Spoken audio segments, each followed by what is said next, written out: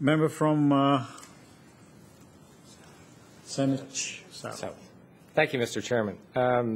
I'd like to swing into some questions on Lyme disease in British Columbia. And would just begin by saying that Lyme disease is one of the fastest rising infectious diseases in North America. There are over 20,000 cases a year being diagnosed in the United States to the south of us. Yet in British Columbia today, the claim is that there are only 5 to 6 cases a year that are actually diagnosed of Lyme disease. I and many others are coming to believe that is because there are systemic barriers to diagnosing Lyme disease that need to be addressed, and that it's critical that that be done promptly. In the period of time, really in the last 4 months since I have been a little more public on this topic, I have received from people who suffer with chronic Lyme disease now more than 60 medical resumes. And there are very clear patterns to their experience with the British Columbia healthcare system.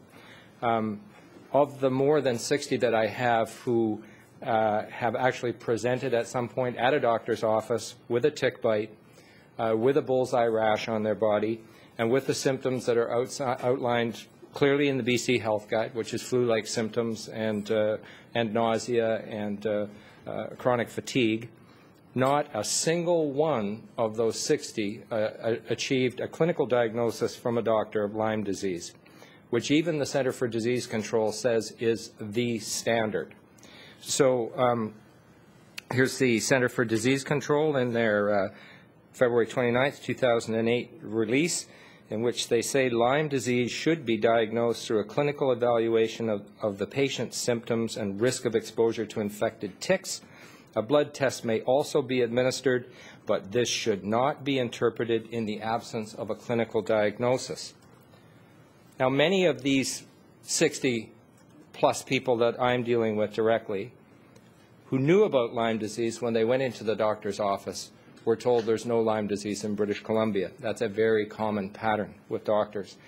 And many of those who, therefore, because they weren't diagnosed, developed chronic Lyme disease and began to research their own symptoms and became aware of it and urged that their doctors consider Lyme disease as a diagnosis, were told, they're aggressively told, there is no Lyme disease in British Columbia. Where doctors would actually countenance the idea that their symptoms might suggest Lyme disease, they would not clinically diagnose it. They insisted on administering the BC test. And this is a test that everybody says diagnosis should not be dependent upon. And there are very good reasons, unacknowledged reasons for that, and one of them is that this is a test that generates 50% or higher false negatives. It is simply not a reliable tool for diagnosing Lyme disease, and that is established in the scientific literature. And that is being used in numerous cases to close the door to achieving a diagnosis. That condemns people to develop chronic Lyme disease. Clinical diagnosis of Lyme disease is not obtainable in a doctor's office today in British Columbia. I would be interested in knowing a single doctor in BC currently who will clinically diagnose this disease, despite the fact that the BC Health Guide says if you have a tick bite and the symptoms, quote, your doctor will probably be able to tell if you have Lyme disease based on your symptoms and whether you may have been exposed to deer ticks. In most cases, blood tests to diagnose Lyme disease are not necessary. That's the BC Health Guide. It's not available today. That's not happening. And what that means is that people who have a new infection of Lyme disease from a tick bite are condemned to get chronic Lyme disease. They're condemned to allow it to get inside their bodies and then endure living with that. So my question really, the course of treatment is remarkably simple. If you follow what the health guide says and what the CDC says we should be doing and suggests doctors are doing, and you can get rid of it permanently with a simple course of treatment. My question to the Minister, is he aware that doctors in BC are either not trained to diagnose this disease, are reluctant to clinically diagnose the disease, or are outright actually afraid because of the chill that's been put into this to clinically diagnose a disease that every protocol everywhere suggests should be clinically diagnosed from symptoms? And if he is, what is he going to do about it?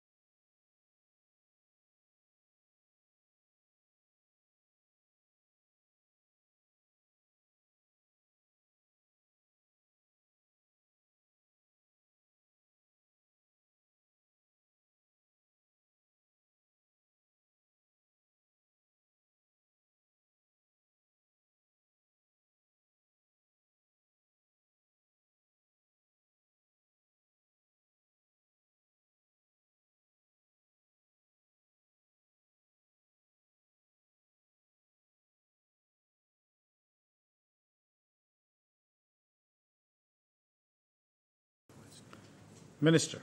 Thank you, Honourable Chair. And I thank the member for his question.